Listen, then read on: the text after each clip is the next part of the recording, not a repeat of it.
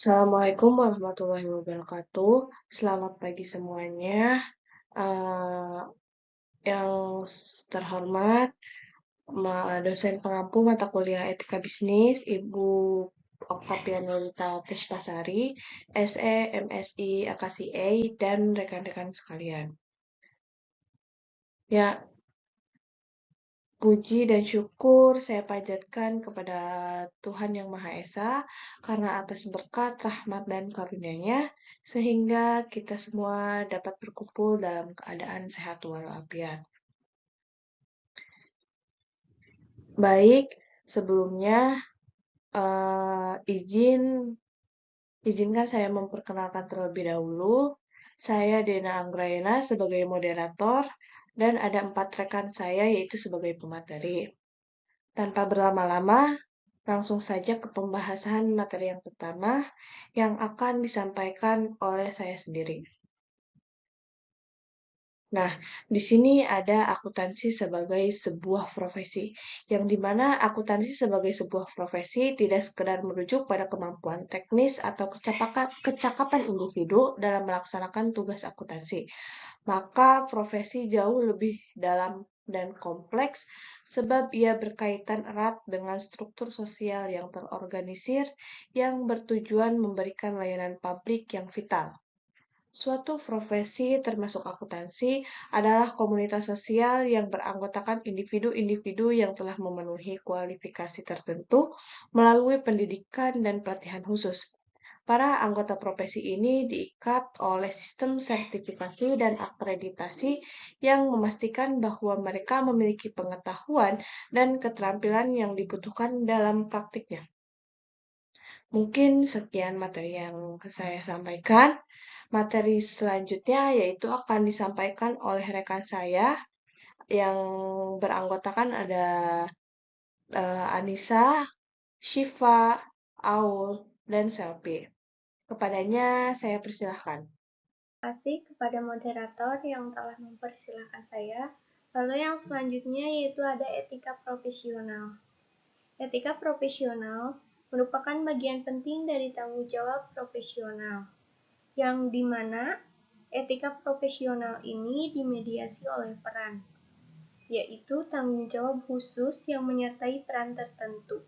Pada saat yang sama, para profesional tunduk pada standar moralitas umum.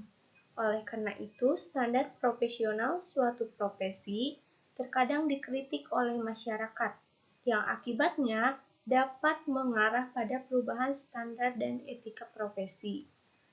Lalu yang selanjutnya yaitu etika profesional dikembangkan untuk mengatur dan membimbing perilaku anggota profesi agar sesuai dengan harapan masyarakat. Etika ini biasanya dituangkan dalam kode etik, yang dimana berisi standar perilaku yang harus dipatuhi. Jika anggota profesi melanggar, mereka dapat dimintai pertanggungjawaban oleh organisasi. Lalu yang selanjutnya ada tujuan dari etika profesi. Yang pertama, yaitu etika profesi berkontribusi dalam meningkatkan kesadaran para profesional tentang di mana etis dari praktik yang mereka lakukan. Nah, keberadaan etika profesi ini sangat penting karena etika profesi mengkomunikasikan kepada para profesional bahwa ada isu-isu etis yang penting yang berkaitan dengan praktik yang mereka jalankan. Lalu yang selanjutnya yaitu profesi biasanya mencakup kode etik dan perangkat lain untuk tujuan pengambilan keputusan. Nah, ini menunjukkan bahwa etika profesi melalui prinsip-prinsip dan aturan eksplisitnya berfungsi sebagai alat bantu untuk mengambil keputusan. Lalu yang selanjutnya yaitu etika profesi berfungsi sebagai sarana legitimasi yang signifikan bagi profesi terhadap masyarakat. Nah, fakta bahwa profesi terikat pada standar perilaku dan karakter etis tertentu dapat meningkatkan kepercayaan publik. Lalu yang terakhir yaitu etika profesi mendorong profesi untuk meminta pertanggungjawaban anggotanya jika standar perilakunya profesional dilanggar. Selanjutnya ada tantangan etika dalam praktik profesional akuntan. Di sini saya akan membahas 4 tantangan etika tersebut. Yang pertama, tantangan dalam identifikasi masalah etika. Pada kenyataannya, setiap orang pasti akan dihadapi dengan masalah etika.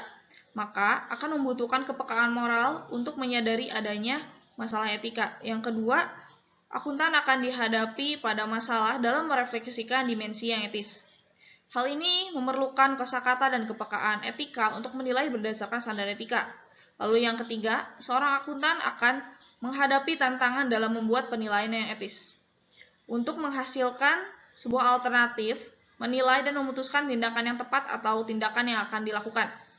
Lalu yang terakhir, yang keempat, sebuah tantangan untuk melakukan tindakan yang benar, karena kemungkinan itu akan menghadapi suatu hambatan lingkungan dalam menerapkan penilaian yang etis.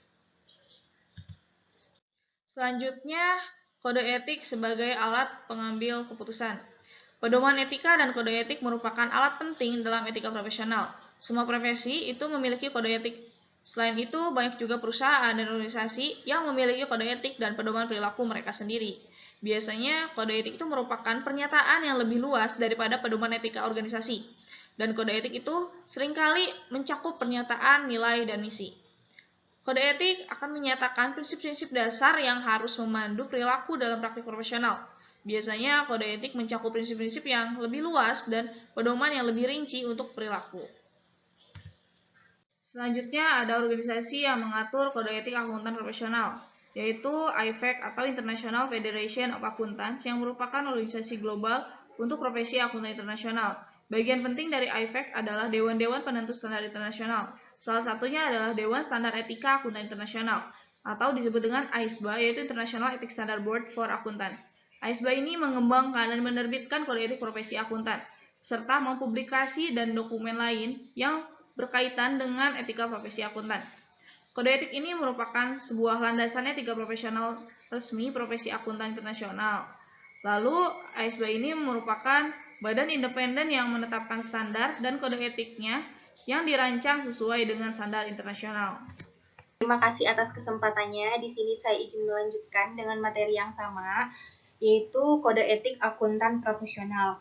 IESBA merupakan suatu badan independen yang menetapkan suatu standar dan kode etiknya itu dirancang sesuai dengan standar internasional. Di mana kode etik IESBA merupakan suatu dokumen komprehensif yang mencakup kode etik untuk akuntan profesional yang secara khusus memisahkan pedoman etika bagi akuntan publik seperti seorang auditor dan akuntan yang bekerja di sektor bisnis. Nah, pemisahan ini tuh didasarkan pada perbedaan tanggung jawab dan peran mereka masing-masing. Misalnya saja, akuntan bisnis ini lebih berfokus pada kepentingan internal organisasi, sedangkan akuntan publik ini bertanggung jawab terutama pada kepentingan masyarakat luas. Karena perbedaan akuntabilitas tersebut, maka standar etika ini diatur secara terpisah dan berbeda di dalam kode etik ini, sehingga kode etik ini memiliki beberapa bagian. Ada 3. Yang pertama itu prinsip-prinsip dasar kode etik. Yang kedua, untuk menerapkan prinsip-prinsip tersebut untuk akuntan profesional di dalam praktik publiknya. Kemudian, menerapkan prinsip-prinsip tersebut untuk akuntan profesional dalam bisnis. Selanjutnya itu ada struktur umum dari kode etik ini menyarankan juga pendekatan dalam pengambilan keputusan etis akuntansi. Yang pertama, mengidentifikasi ancaman terhadap kepatuhan prinsip-prinsip dasarnya. Yang kedua, mengevaluasi signifikansi ancaman yang teridentifikasi. Yang ketiga, penerapan perlindungan jika memerlukan untuk menghilangkan ancaman atau menguranginya ke tingkat yang dapat diterima. Selanjutnya itu ada prinsip dasar. Terdapat 5 prinsip dasar dalam kode etik, dan ini tuh merupakan suatu pilar yang menjadi dasar dari kode etik tersebut. Nah, seorang akuntan profesional itu harus mematuhi prinsip-prinsip dasar seperti integritas, objektivitas, kompetensi profesional dan kehati-hatian, kerahasiaan, perilaku profesional. Nah, di mana integritas itu menuntut seorang akuntan itu untuk bersikap secara jujur, terbuka, dan tidak menyesatkan siapapun dalam semua hubungan profesional dan bisnis. Nah, akuntan itu juga harus memegang nilai kejujuran dan transparansi itu agar dapat dipercaya, serta berpegang teguh pada prinsip etika profesinya untuk menjaga kejujuran, transparansi, dan tidak menyesatkan klien atau pihak manapun dalam semua hubungan profesional dan bisnisnya. Yang kedua itu ada objektivitas. Nah, objektivitas itu merupakan yang berarti bahwa akuntan itu harus mengambil keputusan yang bebas dari bias, konflik kepentingan, atau tekanan yang tidak semestinya terjadi. Prinsip ini tuh memastikan bahwa penilaian profesional ini dapat dilakukan secara adil dan berimbang, tanpa memihak kepentingan tertentu kecuali atas dasar yang sah. Nah, yang ketiga itu ada kompetensi profesional dan kehati-hatian, di mana akuntan ini tuh wajib menjaga kemampuan profesionalnya agar selalu mengikuti perkembangan ilmu, hukum, dan standar teknis terkini, yang artinya berarti memberikan layanan yang kompeten, andal, dan sesuai dengan standar, serta menjalankan pekerjaan dengan ketelitian dan kehati-hatian yang tinggi demi kualitas hasil kerjanya yang sesuai dengan etika profesinya. Yang keempat ada kerahasiaan. Nah, bahwa seorang akuntan itu harus menjaga kerahasiaan informasi klien yang hanya boleh mengungkapkannya dengan izin atau jika diwajibkan oleh hukum. Nah, di mana informasi rahasia ini tuh tidak boleh dimanfaatkan untuk kepentingan pribadi ataupun pihak lain kecuali ada otorisasi yang jelas atau perintah secara resmi. Yang kelima itu ada perilaku profesional, di mana perilaku profesional ini tuh mengharuskan akuntan untuk selalu bersikap sesuai dengan ketentuan hukum, aturan profesi, dan standar moral yang berlaku, baik dalam pekerjaan maupun dalam hubungannya dengan masyarakatnya. Akuntan juga tidak hanya dituntut untuk mematuhi peraturan secara teknis, akan tetapi juga menjaga citra dan kepercayaan publik terhadap profesi akuntansinya, dengan segala tindakan yang dapat menurunkan kehormatan atau merusak reputasi profesi harus dihindari. Dengan kata lain, akuntan ini tuh harus wajib menegakkan nilai profesionalismenya, bertindak bertanggung jawab, serta berperilaku terhormat agar profesinya ini tetap dihargai dan diakui oleh semua pihak. Kode etik membedakan antara 5 jenis ancaman yang berbeda yang umum terjadi dalam praktik profesional akuntan. Yang pertama, ancaman kepentingan pribadi. Maksudnya, ancaman kepentingan pribadi mengacu pada ancaman bahwa kepentingan finansial atau kepentingan lainnya akan mempengaruhi penilaian atau perilaku akuntan profesional secara tidak tepat. Yang kedua, ancaman tinjauan mandiri. Nah, maksudnya ancaman tinjauan ulang sendiri mengacu pada ancaman bahwa seorang akuntan profesional tidak akan mengevaluasi secara tepat hasil dari penilaian sebelumnya yang dibuat atau jasa yang dilakukan oleh akuntan profesional. Yang ketiga itu ada ancaman advokasi. Maksudnya, ancaman advokasi mengacu pada ancaman bahwa akuntan profesional akan mempromosikan posisi klien atau pemberi kerja hingga objektivitas akuntan profesional terganggu. Yang keempat, ancaman keakraban.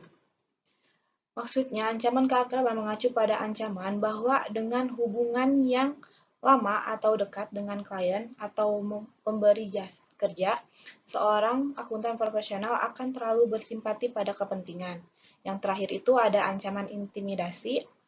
Maksudnya ancaman intimidasi mengacu pada ancaman bahwa seorang akuntan profesional akan dihalangi untuk bertindak secara objektif karena adanya tekanan yang nyata atau yang dirasakan, termasuk upaya untuk memberikan pengaruh yang tidak semestinya terhadap akuntan profesional.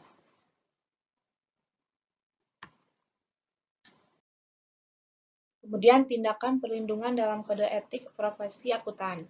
Safeguard langkah-langkah untuk menghilangkan atau mengurangi ancaman terhadap prinsip dasar ke tingkat yang dapat diterima. Nah, menurut kode etik, tindakan ini terbagi dalam dua kategori. Yang pertama, perlindungan yang dibuat oleh profesi, undang-undang atau peraturan. Yang kedua, perlindungan di lingkungan kerja. Nah, hal ini menyiratkan bahwa ancaman terhadap prinsip-prinsip dasar dalam praktik profesional dapat ditangani pada tingkat profesi. Yang kedua, menurut kode etik, perlindungan yang dibuat oleh profesi, undang-undang, atau peraturan meliputi pertama, persyaratan pendidikan, pelatihan, dan pengalaman untuk masuk ke dalam profesi ini. Yang kedua, persyaratan pengembangan profesional yang berkelanjutan. Yang ketiga, peraturan tata kelola perusahaan. Yang keempat, standar profesional. Yang kelima, pemantauan profesional atau peraturan dan prosedur disiplin. Yang terakhir, peninjauan eksternal oleh pihak ketiga yang diberi wewenang secara hukum atas laporan, pengembalian, komunikasi, atau informasi yang dihasilkan oleh akuntan profesional. Nah, yang ketiga juga, kode etik juga menguraikan perlindungan yang dapat meningkatkan kemungkinan akuntan, mengidentifikasi atau mencegah perilaku tidak etis. Pengamanan tersebut meliputi yang pertama, sistem pengaduan yang efektif, yang kedua, kewajiban yang dinyatakan secara eksplisit, yang selain itu perusahaan-perusahaan mungkin memiliki sejumlah kode etik peraturannya. Mungkin sekian pemaparan materi yang kelompok saya sampaikan. Di sini saya akan membacakan kesimpulan pada materi kali ini, yaitu etika profesional akuntansi dimodifikasi dalam kode etik IESFBA yang diterbitkan oleh Federasi Akuntan Internasional.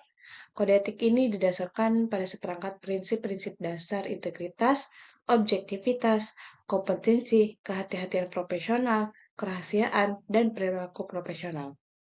Etika profesi akuntansi berorientasi pada perlindungan dan promosi prinsip-prinsip ini. Kode etik ini mencakup garis besar ancaman umum terhadap prinsip-prinsip tersebut, serta berbagai perlindungan yang dapat diterapkan untuk mengurangi atau menghilangkan ancaman tersebut. Identifikasi ancaman terhadap prinsip-prinsip dasar dan pengembangan strategi atau pendekatan yang melindungi dari ancaman tersebut merupakan aspek penting dalam profesi akuntan. Etika profesi yang digunakan dengan benar menjadi sumber pengetahuan teknis dan etika yang berhadapan. Akuntan yang menghadapi masalah etik. Mungkin sekian pemaparan dari kelompok kami. Kurang lebihnya mohon dimaafkan. Wabillahi taufiq wal hidayah. Wassalamualaikum warahmatullahi wabarakatuh.